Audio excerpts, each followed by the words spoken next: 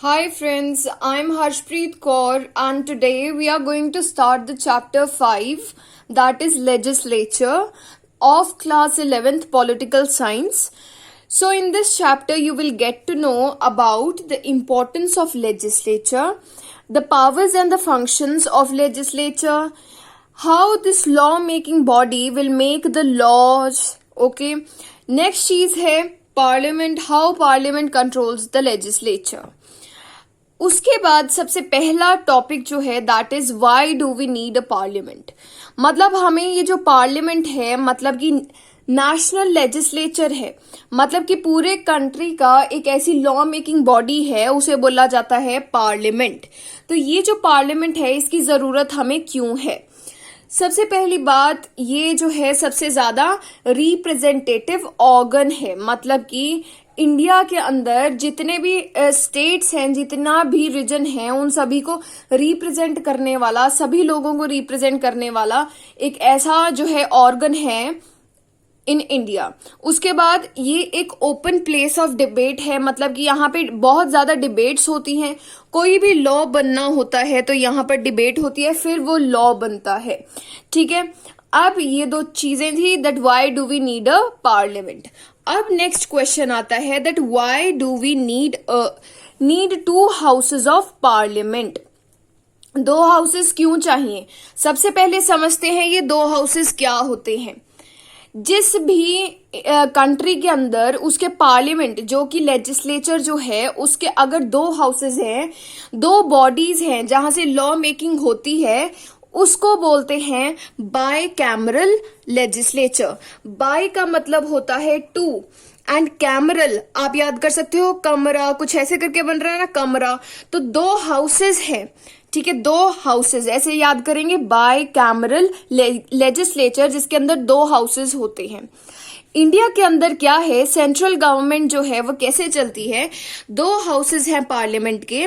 पहला हाउस है house of the people, that is Lok Sabha. House of the people Lok Sabha का दूसरा नाम है। दूसरा है council of states, that is Rajya Sabha. ठीक है, अब देखो ये जो लोकसभा है वो लोक मीन्स द पीपल, ठीक है, और राज्यसभा जो है वो क्या करती है, स्टेट्स को रिप्रेजेंट करती है, इसलिए इसे बोला जाता है काउंसिल ऑफ स्टेट्स। ठीक है, अब आपको पता होगा कि जो ये काउंसिल ऑफ स्टेट्स होती है ये हमारे पास कम पावर्स रखती है, ये वाली कम पावर रखती है। इसकी वजह से इसे इस चीज को कंपनसेट करने के लिए इसे बोल दिया जाता है अपर हाउस, कि भाई इससे कम पावर्स दिए हैं, चलो इसे बोल तो देते हैं अपर हाउस।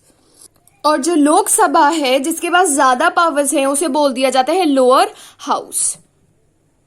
अभी ये तो थी सेंटर की बात। अब करें अगर स्टेट की बात, तो स्टेट के अंदर भी दो हाउसेस होते हैं, स्टेट लेजिस्लेचर के भी दो हाउसेस होते हैं। पहला होता है विधानसभा जो कि लोकसभा का एक रेप्लिकेंट है, मतलब लोकसभा जैसा होता है।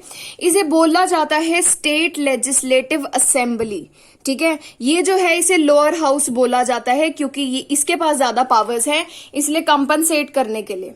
उसके बाद है विधानसभा, सेकंड हाउस होता है स्टेट लेजिस्लेचर का, जिसे लेजिस्लेटिव काउंसिल भी बोला जाता है, और ये जो है वो अपर हाउस होता है।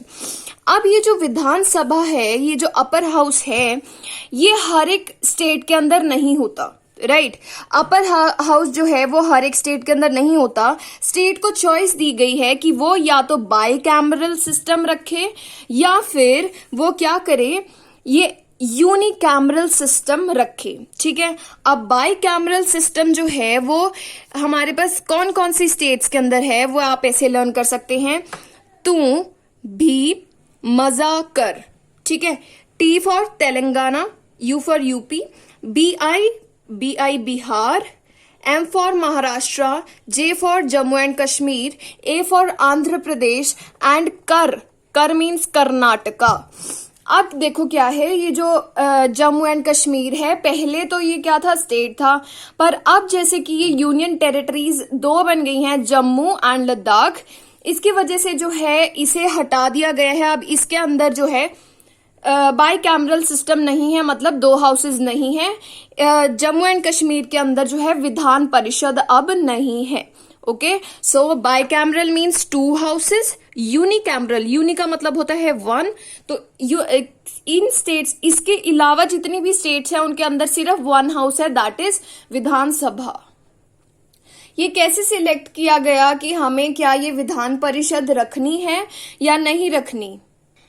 जैसे अभी आज के टाइम में 6 स्टेट्स के अंदर है विधान परिषद, तो ये देखा जाता है कि जिस भी एक कंट्री के अंदर बात करें कि अपर हाउस को रखना है या फिर एक स्टेट, उसमें देखा जाता है कि क्या ये बहुत बड़ी स्टेट है, क्या इसके अंदर जरूरत है, एक बहुत ज्यादा डाइवर्सिटी है जिसे रिप्रेजेंट करने की बहुत जरूरत है, ठीक है।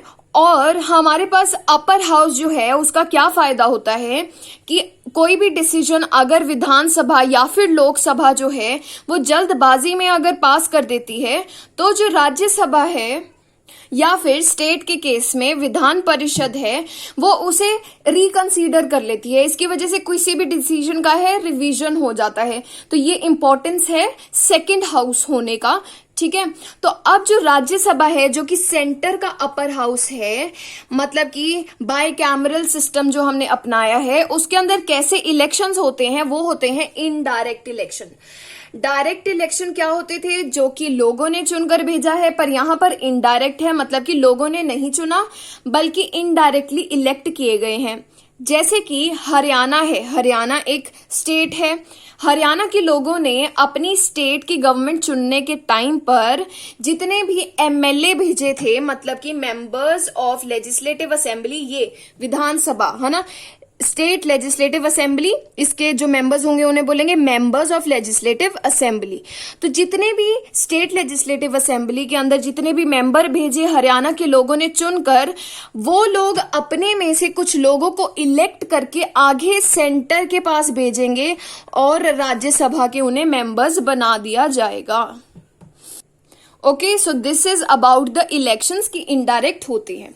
तो आपने इस अभी क्या पढ़ा है कि हमें 2 हाउसेस क्यों चाहिए, क्योंकि हमारे पास ये एक तो पहले पढ़ा हमने पार्लियामेंट क्यों चाहिए, पार्लियामेंट क्यों चाहिए, रिप्रेजेंटेटिव एंड डिबेट के लिए।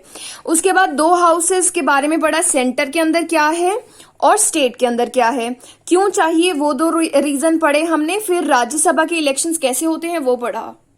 अब देखिए हम कैसे सिलेक्ट करें कि राज्यसभा के अंदर, क्योंकि राज्यसभा के जो मेंबर्स होते हैं वो अपनी अपनी स्टेट को रिप्रेजेंट करते हैं, तो स्टेट में से जो हैं वो लोग चुनकर अपने मेंबर्स ऑफ लेजिस्लेटिव मतलब एमएलए बनाते हैं, आगे जाकर वो राज्यसभा में जाते हैं।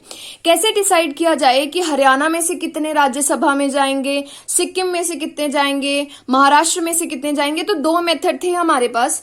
पहले टाइप का था सिमेट्रिकल रिप्रेजेंटेशन, मतलब कि हर एक स्टेट में से चाहे छोटी या फिर बड़ी, सभी में से एक फिक्स्ड नंबर के लोग जाएंगे, ठीक है, और वो आके जाके राज्यसभा में जो है मेंबर्स बन जाएंगे। जैसे कि यूएसए की जो सीनेट होती है, मतलब यूएसए का जो अपर हाउस होता है, सेकंड हाउस है, यूएसए के अंदर भी बाइकैमरलिज्म को फॉलो किया जाता है। इसके अंदर ऐसा ही सिमेट्रिकल रिप्रेजेंटेशन जो है सिलेक्ट किया गया है कि हर एक स्टेट में से एक fixed number, for an example 2 जो है मेंबर्स जाएंगे, एग्जाम्पल ओनली, ठीक है। ऐसे यूएसए की सीनेट के अंदर जो हैं वो लोग जाते हैं, ठीक है। पर एक दूसरा मेथड है, that is according to the population. जिसकी ज्यादा पॉपुलेशन उसके ज्यादा मेंबर्स जाएंगे और जिसकी कम पॉपुलेशन उसके कम मेंबर्स जो हैं वो जाएंगे।